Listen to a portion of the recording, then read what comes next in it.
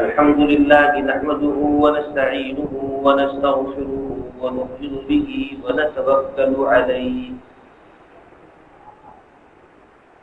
ونعوذ بالله من شرور أنفسنا ومن سيئات أعمالنا من يهده الله فلا مضل له ومن يضلله فلا هادي له ونشهد أن لا إله إلا الله وحده لا شريك له ونشهد أن سيدنا ومولانا محمدا عبده ورسوله صلى الله تعالى عليه وعلى آله وأصحابه وبارك وسلم تسليما كثيرا كثيرا. أما بعد فأعوذ بالله من الشيطان الرجيم. بسم الله الرحمن الرحيم. أولئك الذين امتحن الله قلوبهم للتقوى لهم مغفرة وأجر عظيم. وقال النبي صلى الله تعالى عليه وسلم أصحابي كالنجوم فبأيهم اقتديتم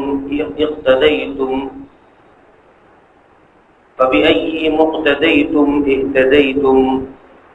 صدق الله وصدق رسوله النبي الكريم ونحن على ذلك لمن الشاهدين والشاكرين والحمد لله رب العالمین. میرے عزیز بھائیوں، محترم دوستوں اور بزرگوں، اللہ رب العزت نے دین اسلام جبرائیل علیہ السلام کے ذریعے سے حضور نبی کریم صلی اللہ علیہ وسلم تک پہنچایا.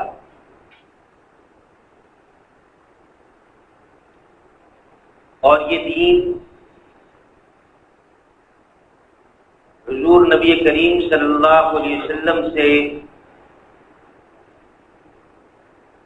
صحابہ اکرام رضوان اللہ علیہم مجمعین نے لے کر ہم تک پہنچایا.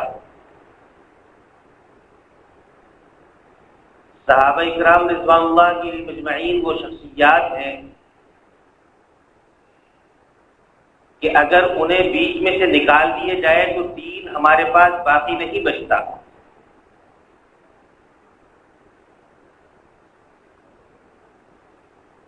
اللہ رب العزت نے جس طریقے پر رسولوں کا انتخاب فرمایا، اسی طریقے پر حضور علیہ السلام کے لیے ساتھیوں کا انتخاب بھی اللہ رب العزت نے خود فرمایا ہے.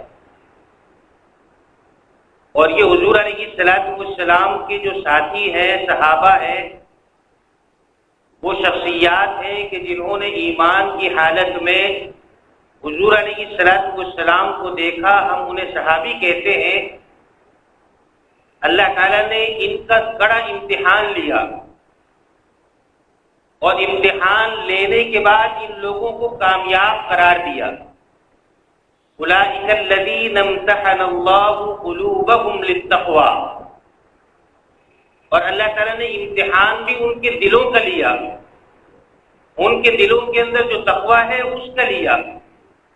اور اس کے بعد اللہ تعالیٰ نے یہ اعلان فرمایا کہ لہم مغفرۃ و اجر عظیم، کہ ان کے لیے مغفرت بھی ہے اور اللہ تعالیٰ کے پاس بڑا اجر بھی ہے.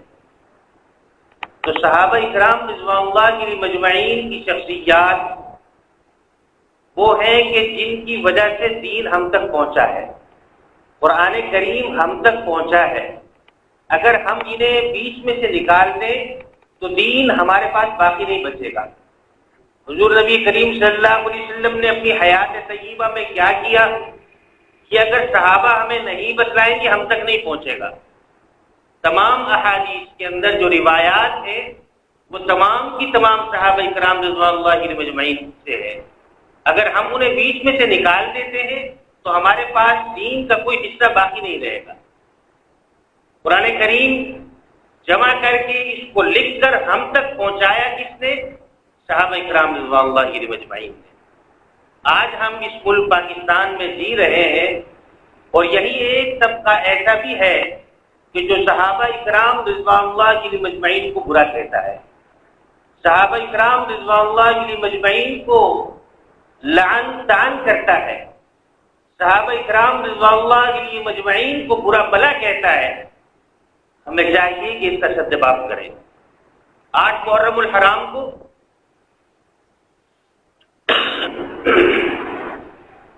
اسلام آباد جیسے شہر کے اندر ایک بدبخت کھڑا ہو کر سیدنا صدیق اکبر رضی اللہ تعالیٰ عنہ کی شان میں گستاخی کرتا ہے، اس کے خلاف اب تک کسی قسم کی کوئی کارروائی نہیں ہوئی کہ اس نے کیوں سیدنا صدیق اکبر رضی اللہ تعالیٰ عنہ کی گستاخی کی ہے۔ اس پر قانونی کارروائی ہونی چاہیے۔ سیدنا صدیق اکبر رضی اللہ تعالیٰ عنہ افضل البشر بعد الانبیاء، انبیاء بعد انسانوں میں سب سے افضل انسان ہے۔ حضور علیہ الصلوۃ والسلام کے ساتھی ہیں، قبر مبارک کے اندر بھی آج ساتھ سوئے ہوئے ہیں۔ حضور علیہ الصلوۃ والسلام قبر مبارک سے نکلیں گے، صدیق اکبر کا ہاتھ تھاما ہوا ہوگا اور اس کے ساتھ پھر حشر کے میدان کے اندر جائیں گے۔ سیدنا صدیق اکبر رضی اللہ تعالیٰ عنہ کی شخصیت ایسی بڑی شخصیت ہے۔ ایک مرتبہ جبرائیل علیہ الصلوۃ والسلام حضور علیہ الصلوۃ والسلام کے پاس تشریف لائے۔ حضور علیہ الصلوۃ والسلام نے دیکھا کہ جبرائیل علیہ الصلوۃ والسلام نے تاج کے کپڑے پہنے ہوئے ہیں۔ حضور علیہ الصلوۃ والسلام نے کہا جبرائیل یہ تم نے تاج کے کپڑے کیوں پہنے ہوئے ہیں؟ کہا کہ اللہ کے رسول صلی اللہ علیہ وسلم یہ صرف جبرائیل نے نہیں پہنے، آسمان کے سب فرشتوں نے پہنے ہوئے ہیں۔ کہا کہ کیوں پہنے؟ کہا کہ اللہ تعالیٰ نے حکم دیا ہے کہ آج ابوبکر صدیق رضی اللہ تعالیٰ عنہ نے تاج کے کپڑے پہنے ہیں، ہمیں وہ شخص محبوب ہے، لہذا تمام فرشتوں کو یہ حکم ہے کہ وہ یہ تاج کے کپڑے پہن لیں۔ سیدنا صدیق اکبر رضی اللہ تعالیٰ عنہ ان کی گستاخی کی گئی، اس کا سدباب ہونا چاہیے۔ آپ میرا ساتھ دیتے ہیں اس میں؟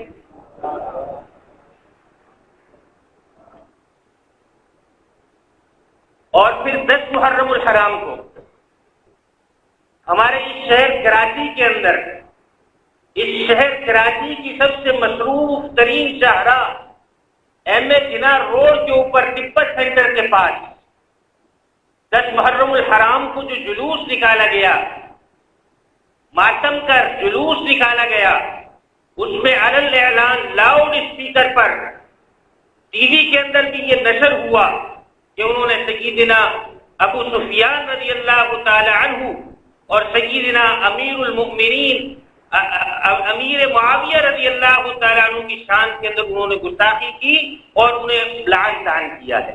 یہ ہمارے اس شہر کراچی کے اندر ہوا۔ اس کی وجہ سے کیا ہے؟ ہمارے امن کو تباہ کیا جا رہا ہے، ہمارے امن کو ہمارے شہر کے اندر نقص امن کی فضا پیدا کی جا رہی ہے۔ ہمارے قانونی ادارے، ہمارے جو تحفظ کرنے والے ادارے ہیں وہ اس وقت سوئے ہوئے ہیں۔ جس وقت رد عمل آتا ہے پھر وہ بیدار ہو جاتے ہیں کہ جی آپ لوگ یہ کام نہ کریں، اور جس وقت وہاں پر وہ گستاخیاں کر رہے ہوتے ہیں باقاعدہ ان کی سیکورٹی کے اندر، ان کے پہرے کے اندر وہ گستاخیاں کرتے ہوئے گزر رہے ہوتے ہیں، انہیں کوئی روکنے والا نہیں ہوتا۔ اب تک اس کے خلاف بھی کوئی قانونی کارروائی عمل کے اندر نہیں آئی ہے۔ صحابہ کرام رضوان اللہ علیہم اجمعین کی جو شخصیات ہیں، اعلیٰ شخصیات ہیں، یاد رکھیے کہ حضور علیہ الصلوۃ والسلام نے جن کی تربیت کی وہ صحابی ایسے نہیں ہو سکتے کہ ان کی گستاخی کی جا سکے۔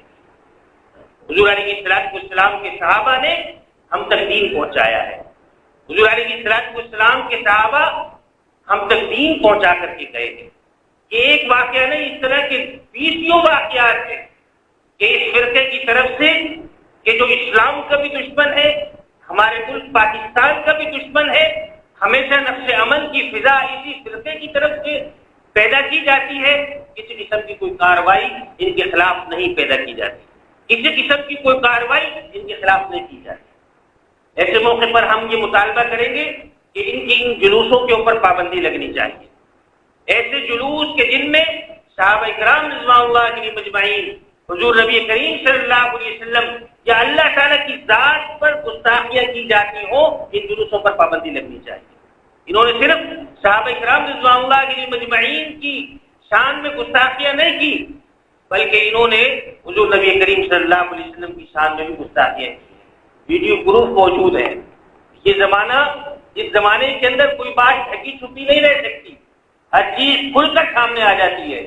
ویڈیو پروف موجود ہے، ان ویڈیو کو دیکھا جائے، اس میں حضور نبی کریم صلی اللہ علیہ وسلم کی گستاخیاں ہیں، ایسی گستاخیاں ہیں کہ ان کے اندر اللہ تعالیٰ کی ذات کے اندر گستاخیاں ہیں۔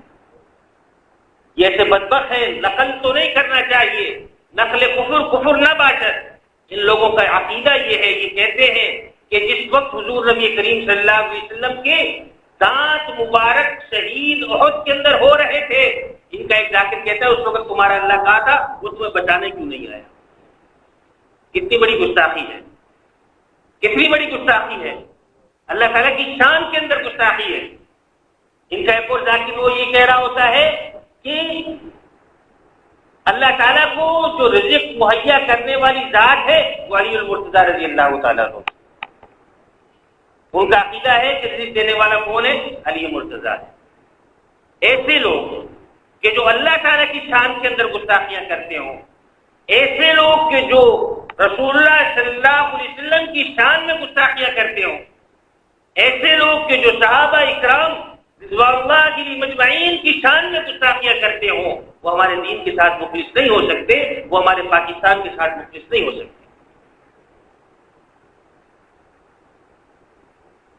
میرے عرض کرنے کا مقصد یہ ہے کہ اس قسم کی جتنی بھی گستاخیاں ہیں، ان گستاخیوں کے اوپر عمل ہونا چاہیے، ان کے اوپر ان گستاخیوں کو پکڑ کر سزا دینی چاہیے۔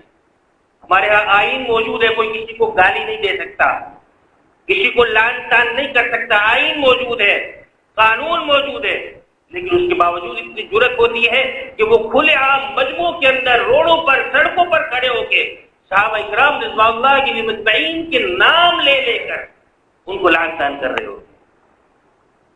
ان کو یہ جرأت کیسے پیدا ہو گئی؟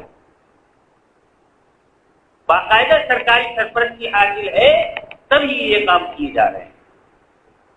ہماری سرکار کو چاہیے کہ اپنی سرپرستی چھوڑ دے، اگر آپ نے نہ چھوڑی تو پھر اللہ تعالیٰ کا عذاب تمہارا منتظر ہے، نقش امن کی صورتیں پیدا ہوگی، ہمارے ملک کا امن تباہ ہوگا۔ ایمان والا ہر چیز گوارا کر سکتا ہے، لیکن اپنے دین پر، اسلام پر ایک آنچ آنا یہ برداشت نہیں کر سکتا۔ ایمان والا اپنی ذات کے لیے ہر چیز برداشت کرے گا، لیکن اپنی دین کے لیے ایک بھی جملہ اگر کوئی غلط نکال لے، ایمان والا برداشت نہیں کر سکتا۔ ایسا فرقہ اور مذہب جنہیں ہم پر حاوی کرنے کی کوشش کی جا رہی ہے، کہ جن کی ہر چیز اسلام کے متصادم ہے،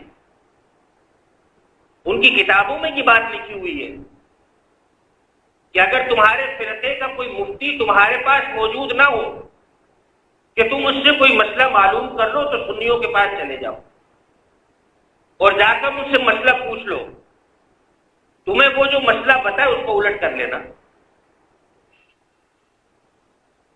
ایسا فرقہ ہے، ان کی ہر چیز ہم سے مختلف ہے، اذان ہم سے مختلف ہے، نماز ان کی وہ ہم سے مختلف ہے، ہر چیز مختلف ہے،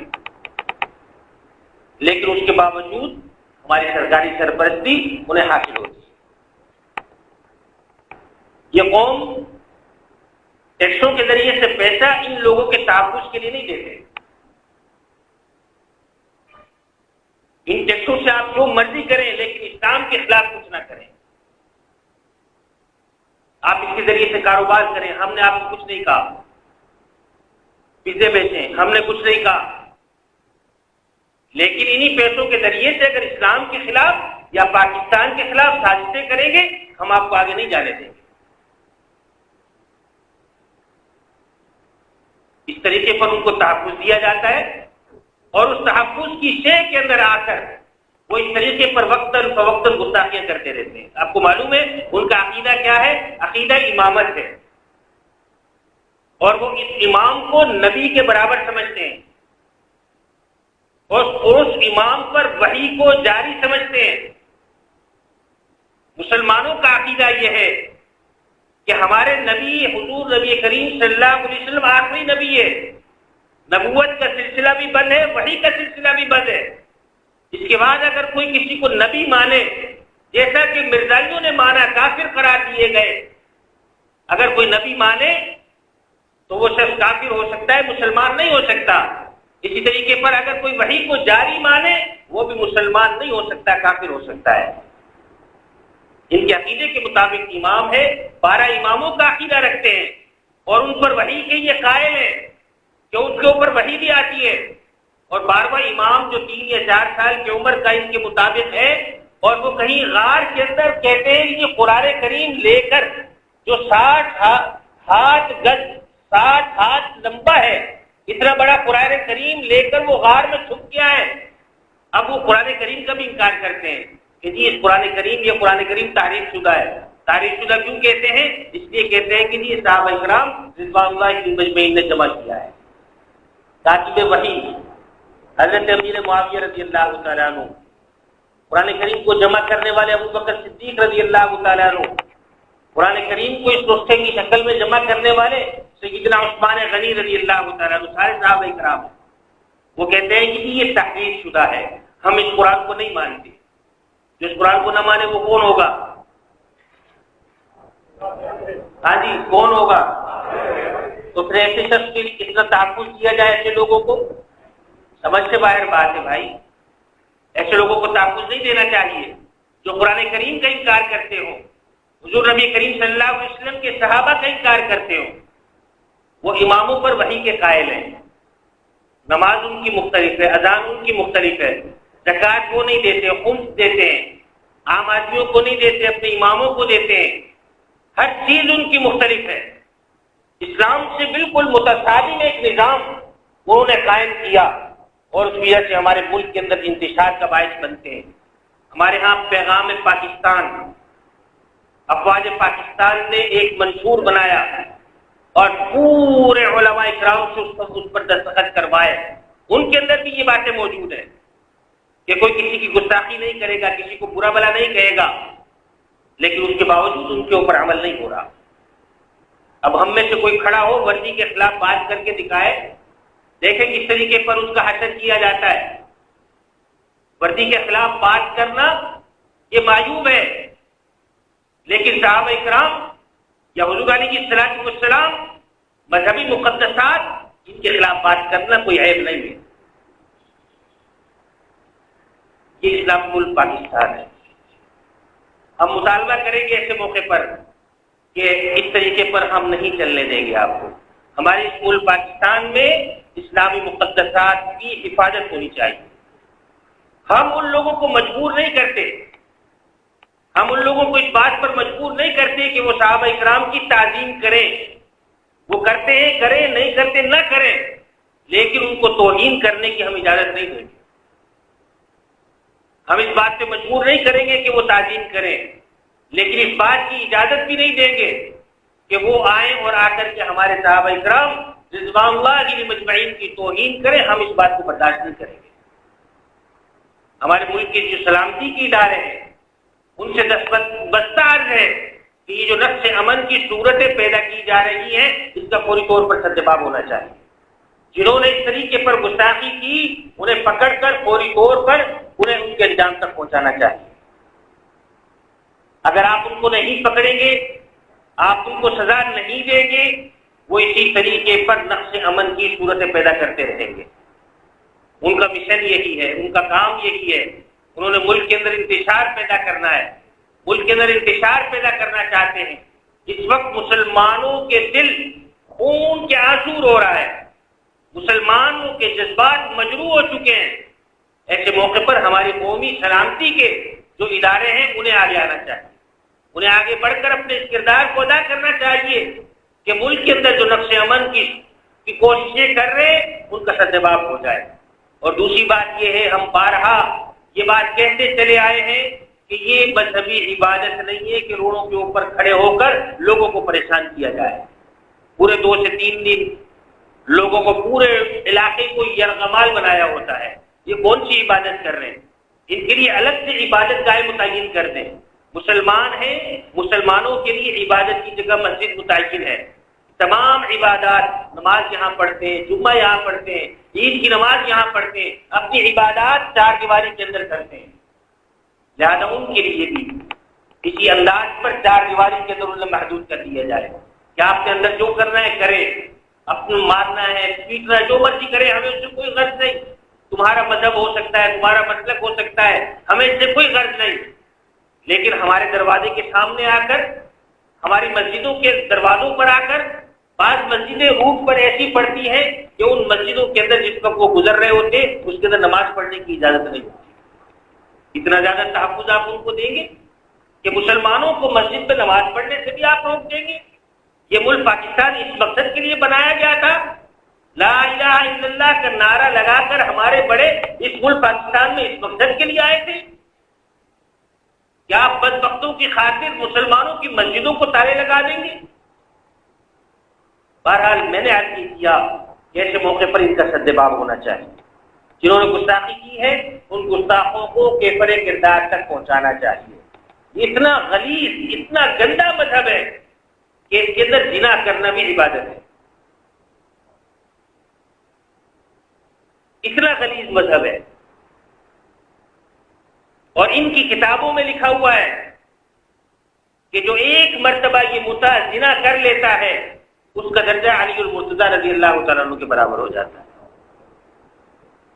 اتنا غلیظ مذہب ہے کہ کہتے ہیں کہ یہ 2 مرتبہ کرتا ہے تو اس کا رتبہ حضور نبی کریم صلی اللہ علیہ وسلم کے ساتھ مل جاتا ہے۔ یہ ایسی باتیں ہیں کہ نقل کرتے ہوئے بھی ہمت چاہیے، لیکن ہماری مجبوری ہے کہ یہ نقل کر رہے ہیں تاکہ لوگوں کو پتہ چلے کہ ان کا مذہب اور مسلک کیا ہے۔ ان کا مذہب اور مسلک یہ ہے کہ جو 3 مرتبہ متع کر لے وہ جبرائیل علیہ السلام کے مرتبے کو پہنچ جاتا ہے۔ ان کا عقیدہ یہ ہے کہ جو 4 مرتبہ متع کر لے وہ اللہ تعالیٰ کے درجے پر پہنچ جاتا ہے۔ اب بتائیے کہ اس کے اندر کتنے لوگوں کی گستاخی کی گئی ہے؟ یہ کتابیں لکھی بھی موجود نہیں ہیں، آپ کو نظر نہیں آتی، ان کتابوں پر آپ پابندی نہیں لگا سکتے، ان کتابوں کے لکھنے والوں کو آپ پکڑ نہیں سکتے، ان کتابوں کے ماننے والوں کو آپ پکڑ نہیں سکتے کہ ان کے اندر گستاخیاں کی گئی ہیں۔ کہتے ہیں کہ جب کوئی، ان کے ہاں تو مسلمان کا لفظ نہیں ہے، مومن اور مومنہ کا لفظ ہے۔ کہتے ہیں کہ جب جس وقت کوئی مومنہ غسل کرتی ہے متع کرنے کے بعد، اور غسل کرنے کے بعد اس کے بالوں سے جو پانی کے قطرے بہتے ہیں اس کے ہر قطرے سے ایک فرشتہ پیدا ہوتا ہے۔ ایسا گندا مذہب ہے، فرشتوں کی بھی توہین، اللہ تعالیٰ کی بھی توہین، حضور نبی کریم صلی اللہ علیہ وسلم کی بھی توہین، صحابہ کرام رضوان اللہ کی مجمعین کی بھی توہین، ہم ان کو کیسے برداشت کرتے ہیں؟ یہ اتنی ساری توہینیں ہم کیسے برداشت کر رہے ہیں؟ جہاں ہمیں ملک کی سلامتی کے اداروں کی وردی کی توہین برداشت نہیں ہوتی، وہاں اتنی مذہبی شخصیات کی توہین ہم گوارا اور برداشت کر لیں۔ آج کسی کے اندر یہ جرأت نہیں ہے کہ وہ کسی جرنیل یا کسی آرمی چیف کے خلاف کوئی بات کر سکے۔ اگر کوئی بات کرتا ہے، اگرچہ وہ درست بات بھی کرتا ہے، اسے فوراً انجام تک پہنچا دیا جاتا ہے۔ یہاں ہمارے ایمان کا مسئلہ ہے، ہمارا ایمان خطرے میں ہے، ہمارا ایمان مجروح ہو رہا ہے۔ اب ایسے موقع پر ہم سب کو متحد ہو کر آواز اٹھانے کی ضرورت ہے۔ ہم اور کچھ نہیں کر سکتے لیکن آواز کو بلند کر سکتے ہیں، اپنی آواز کو بلند کر سکتے ہیں کہ ان کو اپنی حدود کے اندر محدود کر دیا جائے، انہیں ان کی حدود تک محدود کر دیا جائے، جتنے ان کے پرمٹ ہوتے ہیں جلوسوں کے انہیں منسوخ کرنا چاہیے۔ ان کو اتنی بڑی اجازت نہیں دینی چاہیے کہ یہ ہمارے گلی اور محلوں کے اندر دندناتے ہوئے پھریں اور وہاں دندناتے ہوئے صحابہ کرام رضوان اللہ علیہم اجمعین اور مذہبی مقدسات کی توہین کر رہے ہیں۔ آپ نے اس ویڈیو کلپ کے اندر دیکھا ہوگا کسی کتاب سے عربی کے اندر وہ لان تان کے الفاظ پڑھ رہا ہے. یہ کتاب لکھنے والا کون ہوگا؟ ہمارے ملک کی سلامتی والے ادارے سوئے ہوئے ہیں، ان کو چاہیے کہ جاگ جانا چاہیے، ورنہ اس صورت کے اندر نقص امن کی صورتیں پیدا ہوں گی، اور ہم اپنے اس ملک پاکستان کا امن کسی کو تباہ کرنے کی اجازت نہیں دیں گے. ہم نے اس ملک پاکستان کے لیے اپنی جانیں نچھاور کی ہیں، ہمارے بڑوں نے اپنی جانیں دی ہیں اس ملک کے امن کو بچانے کے لیے، اس ملک کے تحفظ کے لیے، اس ملک پہ اسلام کے تحفظ کے لیے ہمارے بڑوں نے اپنی جانوں کے نذرانے پیش کیے ہیں. لہذا ہم اس طریقے کی چیزیں اس ملک پاکستان میں برداشت نہیں کر سکتے. لہذا ہمارا مطالبہ ہے حکومت پاکستان سے بھی، ہمارا مطالبہ ہے افواج پاکستان سے بھی کہ یہ جو اس قسم کی گستاخیاں کی جاتی ہیں ان کا سرجواب ہونا چاہیے. آپ میرے ساتھ ہیں، ان پر پابندی لگنی چاہیے. ہمیں تو یہ بات سمجھ میں نہیں آتی کہ یہ اتنا بڑا جلوس نکالتے ہیں، اس کی تیاریاں پورا سال ہمارے تمام ادارے مل کر کر رہے ہوتے ہیں، لاکھوں کروڑوں روپے ان لوگوں پر لگا دیے جاتے ہیں. یہ جو اربوں کروڑوں روپے ان کے اوپر لگا رہے ہیں، کیا ان کا مقصد یہ گستاخیاں کرنا ہے؟ ہمارے اداروں کو ہوش کے اندر آنا چاہیے. ہم کیوں ان کو 3-3 4-4 ہزار کے اندر سکیورٹیاں فراہم کرتے ہیں؟ یہ ہمارا کون سا فریضہ ہے؟ ہم ان کو اس وجہ سے تحفظ فراہم کر رہے ہیں کہ وہاں اس تحفظ کے اندر کھڑے ہو کر یہ صحابہ کرام کی گستاخیاں کریں. ہمیں ڈوب مرنا چاہیے، ان افراد کو بھی ڈوب مرنا چاہیے جو حصار دے کر کے کھڑے ہوتے ہیں اور یہ گستاخیاں کر رہے ہوتے ہیں. اگر ان کے اندر جرأت ہے، ہمت ہے، آئیں ذرا ہمارے سامنے کھڑے ہو کے گستاخی کر کے دکھائیں. آپ انہیں چھپاتے ہیں، ان کو اتنی جرأت ہوتی ہے. کسی میں اتنی جرأت ہے ہمارے سامنے آئے، کھڑا ہو اور صحابہ کرام کی گستاخی کر کے بتلائے، پھر ہم اسے بتلاتے ہیں گستاخی کرنا کسے کہتے ہیں. بات صورت میرے عرض کرنے کا مقصد یہ ہے کہ یہ ایسی چیزیں ہیں کہ نقش امن کو تباہ کرنے والی ہیں. ہمارے اداروں کو حرکت میں آنا چاہیے. وہ ہماری باتوں پر تو حرکت میں آتے ہیں لیکن ان گستاخیوں پر حرکت میں نہیں آتے. ہم نے یہاں جو بات کر دی، بہت سے چہرے ہمیں نظر آ رہے ہوتے ہیں جو باتیں آگے پہنچاتے ہیں. بعد میں فون بھی آتے ہیں، کبھی بلاتے بھی ہیں کہ جی آپ نے فلاں موقع پر یہ فلاں بات کیوں کر دی. ہم سے تو پوچھنے والے موجود ہیں، ان سے پوچھنے والا کوئی موجود ہے؟ جاؤ ذرا جا کے ان سے بھی پوچھو کہ وہ کس بنیاد پر یہاں پر گستاخیاں کر رہے ہیں. تمہیں شرم سے ڈوب مرنا چاہیے. یہ قوم جو تمہیں پال رہی ہے اس ملک کے تحفظ کے لیے پال رہی ہے، اس ملک میں اسلام کے تحفظ کے لیے پال رہی ہے. لہذا اپنے کردار کو ادا کرنے کے لیے آگے آئیں. اگر آپ اس کردار سے بھاگیں گے تو ہم آپ کو چھوڑیں گے نہیں. اللہ تعالیٰ مجھے آپ کو عمل کرنے کی توفیق عطا فرمائے. ہماری اسلام دشمن جتنے بھی اسلام دشمن طاقتیں ہیں اللہ تعالیٰ ان تمام طاقتوں کو نیست و نابود فرمائے. ہمارے ملک پاکستان میں کی حفاظت فرمائے، ہمارے ملک پاکستان میں اسلام کی حفاظت فرمائے. واخر دعوانا الحمدللہ رب العالمین.